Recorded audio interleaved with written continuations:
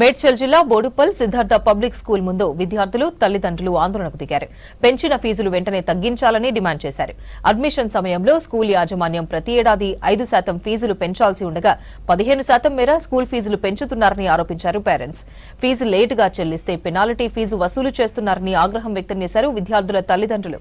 అయితే 7 నుంచి 8% మాత్రమే స్కూల్ ఫీజు పెంచామని తెలిపింది స్కూల్ యాజమాన్యం.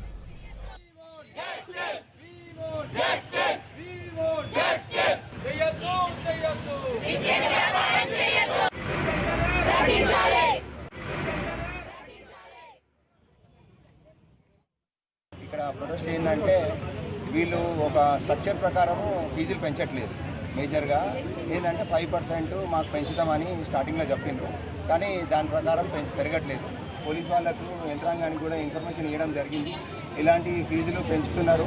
30 నుంచి 20% ఇద్దరు పిల్లలు ఉన్న వరకైతే మోర్ దెన్ 20% ఫీజు అనేది పెరగడం జరిగింది.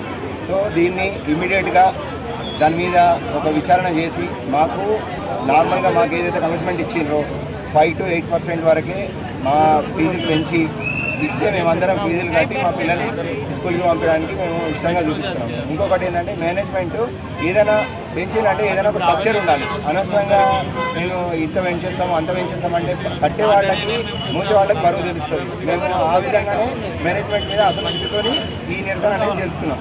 మా జీతాలు పెరగలేదు, మేము కట్టాల్సిన ఫీజులు అంతగానం పెరిగితే మేము మాత్రం మా పిల్లల్ని ఎలా చదివిస్తాము? ప్రైవేట్కి వచ్చినామన్న ఉద్దేశంతో మొత్తం ఇష్టం వచ్చినట్టు మాకు ఇట్లా ఫీజులు పెంచుతాము, ఎవరు పట్టించుకునే వాళ్ళు లేరు అన్నట్టు బిహేవ్ చేస్తే మాకు మంచిగా అనిపిస్తలేదు. సో దాని విషయమే అందరికీ అలర్ట్ చేస్తేనే మీరు వింటారన్న ఉద్దేశంతో మేము ముందుకు వచ్చి చెప్తున్నాం. ఇంకొకటి ఏంటంటే కొంచెం ఈ కలెక్టర్ కానీ తర్వాత యంత్రాంగం కానీ ఈ విషయం కొంచెం గమనించి దీని మీద ఇమీడియట్గా ఒక యాక్షన్ తీసుకుంటే బాగుంటుంది అనేది మాకు